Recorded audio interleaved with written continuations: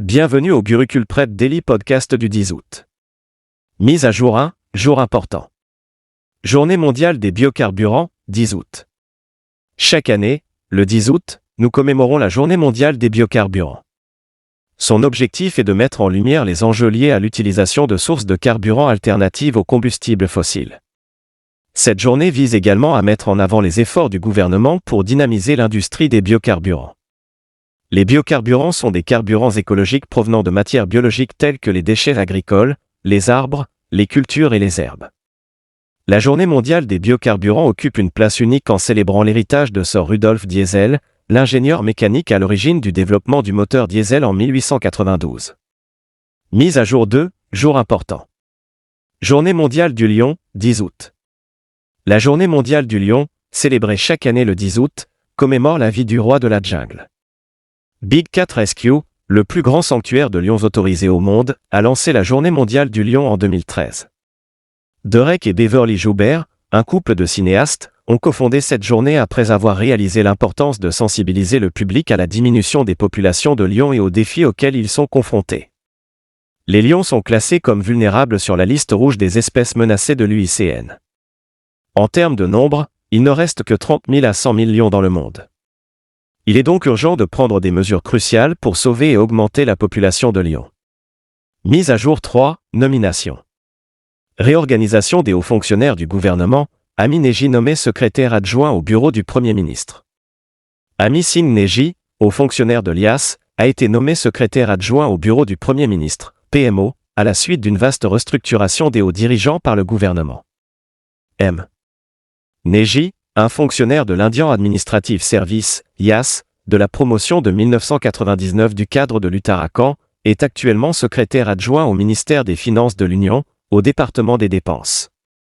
Samir Ashwin Vakil, un fonctionnaire de l'Indian Revenue Service, IRS, de la promotion de 1998, a été nommé directeur du Serious Fraud Investigation Office, SFIO, sous le ministère des Affaires corporatives de l'Union pour une période de 5 ans.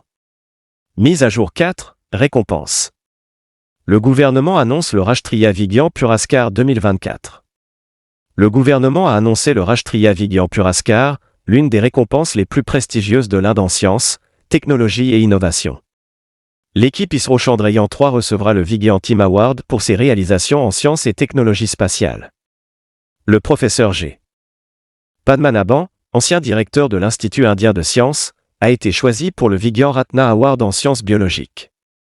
Anandaramakrishnan C., Umesh Varshney, Bhim Singh, Adimurti Adi, Siedwai Ahmad Naqvi, Sanjay Behari et Rahul Mukherjee font partie des lauréats du Vigyan Shri Award.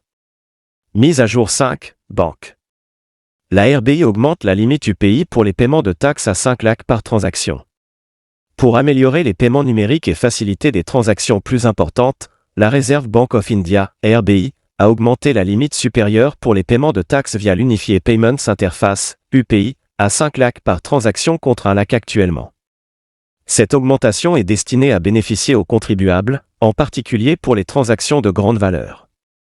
Cette décision fait partie des efforts continus de la RBI pour promouvoir les paiements numériques et réduire la dépendance aux transactions en espèces. Mise à jour 6, divers. Vinesh Phoga annonce sa retraite de la lutte. Vinesh Phoga, lutteuse indienne, a annoncé sa décision de prendre sa retraite après une expérience douloureuse aux Jeux Olympiques de Paris, où elle a été disqualifiée après avoir atteint la finale. Vinesh n'a pas réussi à atteindre le poids requis lors de la deuxième pesée, la veille de la finale, et a été éliminée, perdant ainsi sa médaille spécifique. Vinesh, 29 ans, est devenue la première lutteuse indienne à atteindre une finale olympique en lutte. Sakshi Malik, la seule autre lutteuse indienne à avoir remporté une médaille olympique, avait remporté une médaille de bronze à Rio en 2016. Mise à jour 7, classement et rapport. La capacité d'énergie renouvelable de l'Inde augmente de 165% en une décennie. La capacité installée d'énergie renouvelable en Inde a augmenté de 165% au cours de la dernière décennie, passant de 76,38 gigawatts GW en 2014 à 203,1 GW en 2024, selon le ministre de l'Union Prahlad Joshi.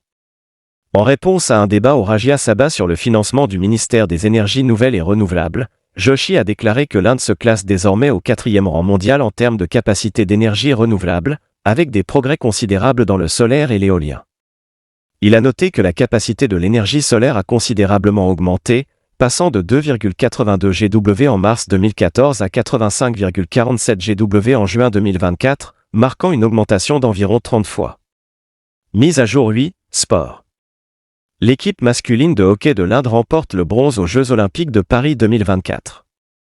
L'équipe indienne de hockey a réalisé un exploit incroyable qui a mis plus de 5 décennies à se reproduire. Avec une victoire 2-1 contre l'Espagne aux Jeux Olympiques de Paris 2024, l'Inde a remporté la médaille de bronze en hockey masculin et a assuré des places sur le podium olympique consécutif pour la première fois depuis 1972.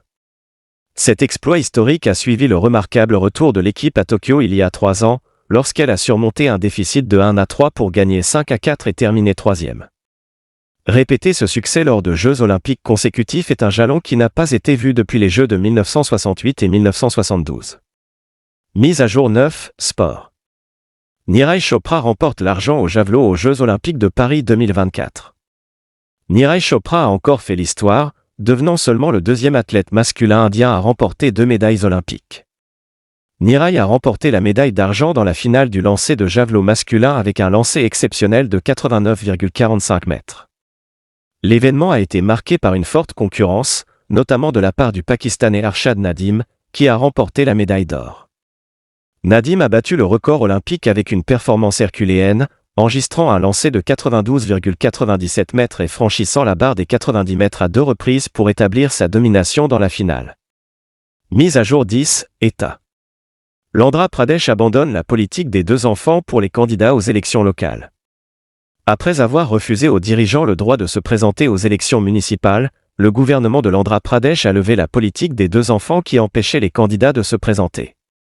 La nouvelle administration de l'Andhra, dirigée par le ministre en chef Chandrababu Naidu, a approuvé une motion pour modifier la loi sur les sociétés municipales de la paix et la loi Panchayaraj, qui empêchait toute personne ayant plus de 2 enfants de se présenter aux élections locales et civiles.